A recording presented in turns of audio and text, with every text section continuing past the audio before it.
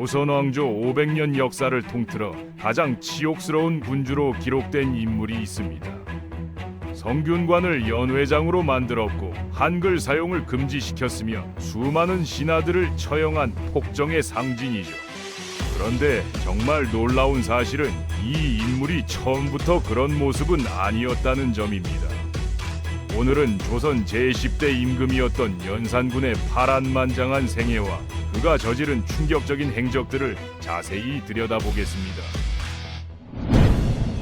연산군은 1476년 12월 23일 성종과 패비 윤씨 사이에서 첫째 아들로 태어났습니다. 조선 건국 이후 처음으로 정비에서 태어난 적장자였기 때문에 궁중은 그야말로 축하 분위기로 들썩였죠. 당시 조선은 세조부터 성종까지 이어지는 안정기에 접어들면서 경제적으로나 문화적으로 크게 발전하고 있던 시기였습니다. 하지만 이 기쁨도 잠시 연산군이 8살이 되던 해에 엄청난 비극이 일어나게 됩니다. 성종은 주변 대신들의 강력한 반대에도 불구하고 연산군의 생모인 윤씨를 패출시키고 결국 사사하게 만들었습니다. 윤씨가 성종의 후궁과 질투로 인한 다툼을 벌이고 성종의 얼굴에 손톱 자국을 낼 정도로 어리석은 행동들을 반복했다는 것이 공식적인 이유였죠. 연산군의 아버지 성종은 이 사실이 어린 세자에게 알려질 것을 극도로 우려해서 관련된 모든 사람들에게 함구령을 내렸습니다. 어머니를 잃은 연산군은 이후 계모인 정현왕후의 손에서 자라야 했습니다. 그런데 여기서 흥미로운 점이 하나 있는데요. 과연 연산군이 정말로 어머니의 죽음에 대해 전혀 몰랐을까 하는 문제입니다. 실록의 기록에 따르면 연산군이 생모의 사연을 알게 된 것은 왕이 된 이후라고 나와 있습니다. 어느 날 연산군이 승지들과 함께 성종의 능을 방문했을 때의 일이었죠.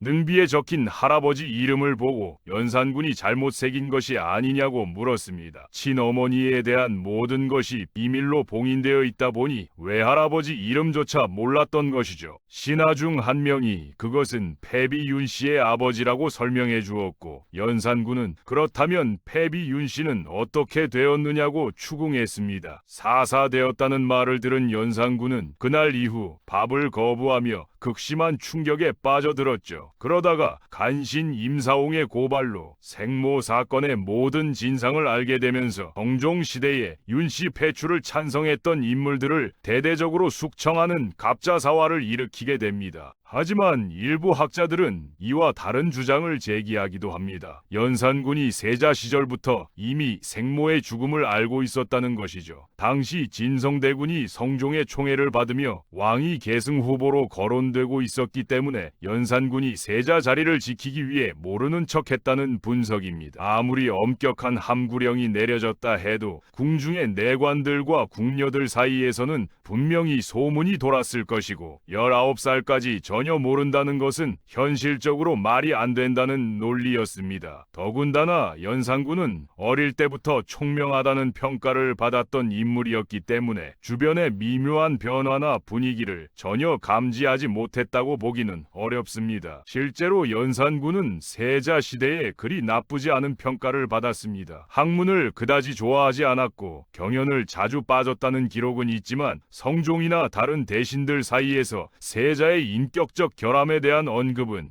거의 찾아볼 수 없죠. 사실 조선 역대 왕들 대부분이 일종의 특별 수업인 경연을 부담스러워했습니다. 세자 시절의 연산군은 오히려 활달하고 적극적인 성격으로 묘사되는 경우가 많았습니다. 무예에도 관심이 많았고 궁궐 밖으로 나가서 직접 사냥을 즐기는 등 행동파의 면모를 보여주기도 했죠. 다만 학문보다는 실용적인 것들에 더 관심이 많았던 것 같습니다. 이런 성향이 훗날 그의 폭정과 어떤 연관이 있는지는 여전히 역사학자들 사이에서 논쟁이 계속되고 있는 부분입니다. 어쨌든 연산군은 비교적 평범한 세자 생활을 마치고 19살의 나이에 왕위에 올랐습니다. 군이라는 이미지 때문에 처음부터 문제가 많았을 것 같지만 초기에는 의외로 괜찮은 모습을 보여주었습니다. 공물을 빌려주는 사창을 설치한다거나 상평창을 통해서 물가 안정을 도모하는 등 서민들을 위한 정책들을 펼쳤죠. 또한 전국 각지에 암행어사를 파견해서 지방 관료들의 기강을 바로잡으려 했고, 젊은 문신들이 왕명으로 공무를 쉬면서 학문 연구에 집중할 수 있는 사가 독서 제도를 부활시켜 학문 수준 향상에도 신경을 썼습니다. 이런 모습만 보면 성종 때의 안정된 분위기가 그대로 이어지는 것처럼 보였죠. 연산군 초기의 정책들을 살펴보면 상당히 합리적이고 백성을 위한 것들이 많았습니다. 예를 들어 각 지방의 수령들에게 농업기술 보급에 힘쓰라고 지시했고, 가뭄이나 홍수 등의 자연재해가 발생했을 때는 신속하게 구호 정책을 펼치도록 했습니다. 또한 조선 전기부터 문제가 되어왔던 노비제도의 폐단을 줄이기 위한 노력도 기울였죠. 그런데 공적인 영역과 달리 사적인 생활에서는 이야기가 완전히 달라집니다. 연산군은 여색을 밝히며 사치스러운 생활에 빠져들기 시작했습니다. 나중에 비하면 아무것도 아닌 수준이었지만 말이죠. 그러던 중 무오사화라는 사건을 계기로 우리가 아는 그 폭군 연산군으로 변모하기 시작합니다. 무오사화가 발생한 배경에는 살인파와 훈구파 간의 치열한 세력 다툼이 있었습니다. 살인파는 지방자치,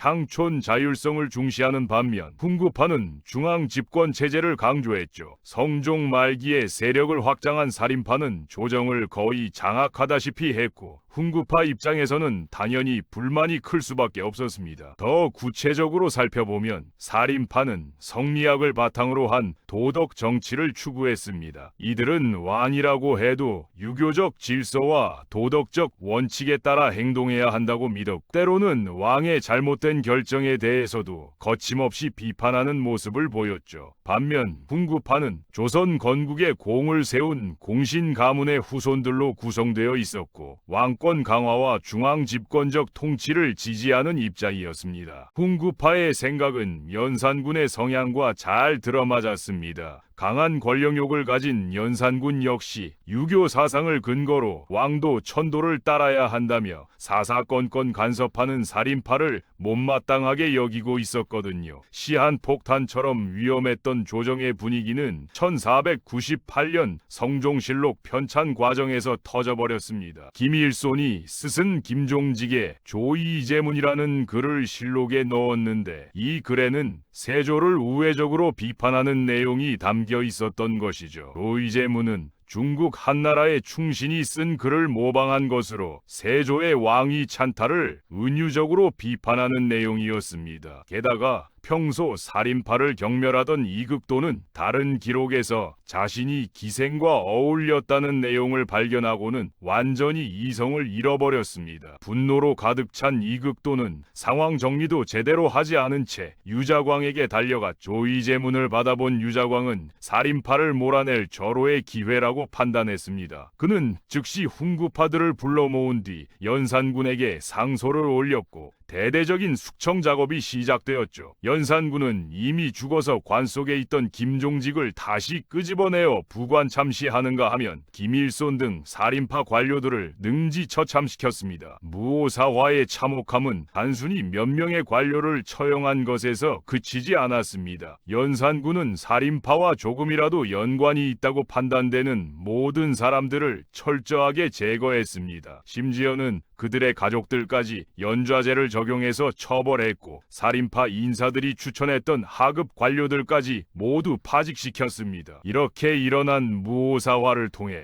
연산군은 확실하게 권력을 장악하게 됩니다. 살인파를 제거하고 권력을 손에 넣은 연산군은 이제 본격적으로 본 모습을 드러내기 시작했죠. 기생들을 궁궐 안으로 끌어들이는 것은 물론이고, 신하들의 부인이나 자신의 친족과 부적절한 관계를 가지는 등 상식적으로 이해할 수 없는 폐륜적 행위들을 일삼기 시작했습니다. 참고로 이때 기생 신분으로 궁중에 들어온 여인들을 흥청이라고 불렀는데, 훗날 돈이나 물건을 아끼지 않고 함부로 쓴다는 뜻의 흥청망청이라는 말이 여기서 나온 것입니다. 새로운 단어까지 만들어낼 정도로 기행을 벌이던 연산군은 결국 국고를 바닥나게 만들어버렸죠. 연산군의 흥청들에 대한 투자는 대하는 상상을 초월하는 수준이었습니다. 흥청들을 위해 전국에서 가장 좋은 비단과 보석, 향료들을 가져다 바치라고 명령했고, 심지어는 중국에서만 구할 수 있는 귀한 물건들까지 대량으로 수입해서 선물로 주었습니다. 또한 이들을 위한 별도의 거처를 궁궐 곳곳에 마련했고, 각종 연회와 잔치를 거의 매일같이 열어서 엄청난 비용을 지출했죠. 신하들로부터 국가 재정이 거의 파탄 직전이라는 보고를 받은 연산군은 정신을 차리고 국정에 집중하기는커녕 오히려 백성들에게 세금을 더 많이 걷어들이는 정책을 펼쳤습니다. 대신들은 조금이라도 자제해달라는 상소를 올릴 뿐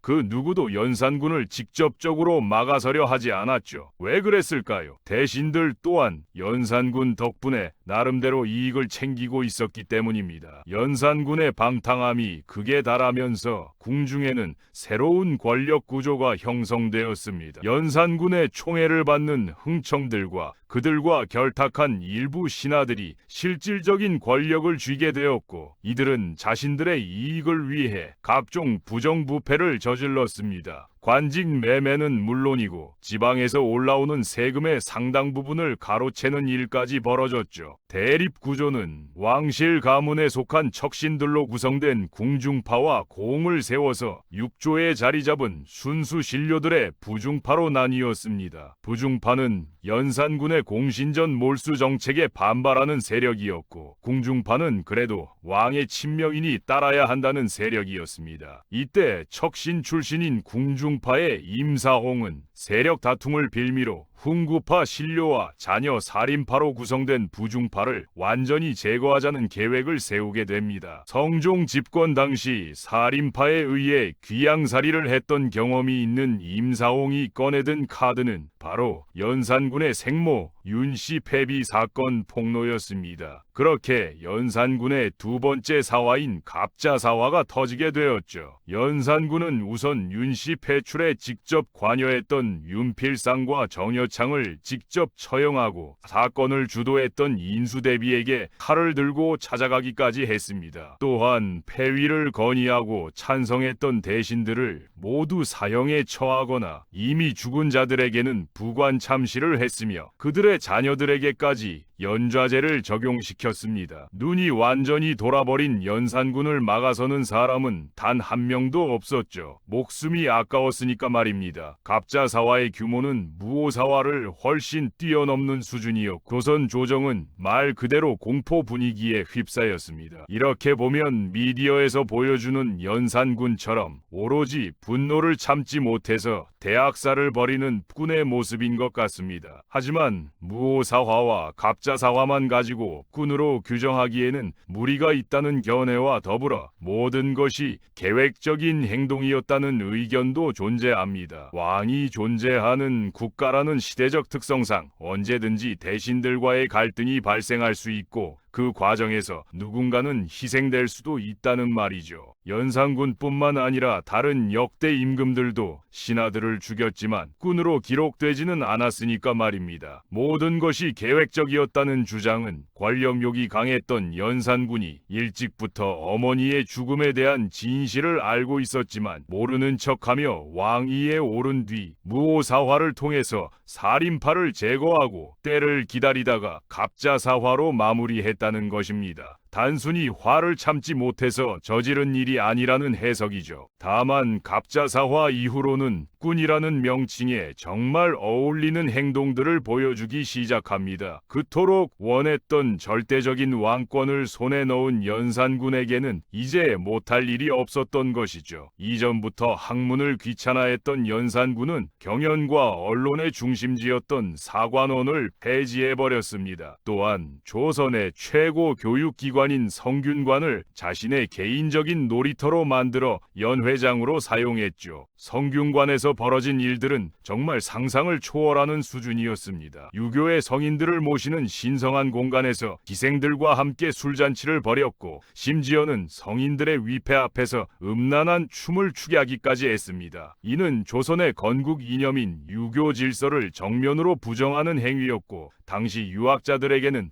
도저히 용납할 수 없는 일이었죠. 이전부터 해오던 방탕한 여색질은 당연히 계속되었고 나라가 말 그대로 엉망진창이 되어가자 연산군을 비방하는 내용을 한글로로 적은 벽서가 나돌기 시작했습니다. 이에 연산군은 훈민정음 사용을 금지하고 한글 관련 서적들을 불태우는 등 도저히 이해할 수 없는 행동을 실제로 실행에 옮겼고 민심은 극도로 나빠져 버렸습니다. 한글 금지 정책은 연산군의 폭정 중에서도 가장 어리석은 결정 중 하나였습니다. 세종대왕이 백성들을 위해 만든 문자를 금지한다는 것은 조선의 문화적 정체성을 부정하는 행위였고 백성들의 분노를 더욱 키우는 결과를 가져왔죠. 또한 이 정책으로 인해 한글의 보급과 발전이 크게 저해되었고 조선 후기까지 그 영향이 지속되었습니다. 연산군의 악행은 여기서 그치지 않았습니다. 그는 자신이 좋아하는 장녹수를 위해 전국에서 미인들을 강제로 끌어모았고 이들을 궁중에서 놀이개로 부렸습니다. 심지어는 신하들의 부인과 딸들까지 궁으로 불러들여서 자신의 욕망을 채우는 도구로 사용했죠. 이런 행위들은 조선 사회의 기본적인 윤리의식을 완전히 무너뜨리는 것이었습니다. 연산군의 악행과 바닥까지 떨어진 민심을 지켜보던 신하들은 연산군의 몰락이 시간 문제라는 것을 깨닫고 움직이기 시작했습니다. 가장 먼저 행동을 시작한 인물은 성종의 총애를 받았던 성희안이었죠. 성희안은 조용하면서도 치밀하게 세력을 규합해 나갔습니다. 결국 연산군의 신임을 받았으나 사치 행각을 비판하다가 미움을 받은 박원종과 신윤무 그리고 유순정 등의 인물들을 끌어들이는데 성공했습니다. 반정 세력들이 가장 중요하게 생각한 것은 명분이었습니다. 단순히 연산군이 마음에 들지 않는다는 이유로는 반란을 일으킬 수 없었고 조선의 종묘 사직을 위해 어쩔 수 없이 나선다는 대의의 명분이 필요했죠. 연산군의 폭정이 워낙 극심했기 때문에 이런 명분을 만들어내는 것은 그리 어려운 일이 아니었습니다. 무신 출신이었던 박원종의 도움으로 군사적 준비까지 마쳤지만 또 다른 반란을 계획하는 세력이 나타나기 시작하자 선수를 빼앗길지도 모른다는 생각에 성희안은 예상보다 빠르게 반란을 실행에 옮겼습니다. 반란군들은 진성대군에게 반란 계획을 통보하고 연산군의 극진한 총애를 받고 있던 신수군과 임사옹을 제거했죠. 그리고는 대권을 신속하게 장악해서 반정에 성공했습니다. 반정이 성공할 수 있었던 배경에는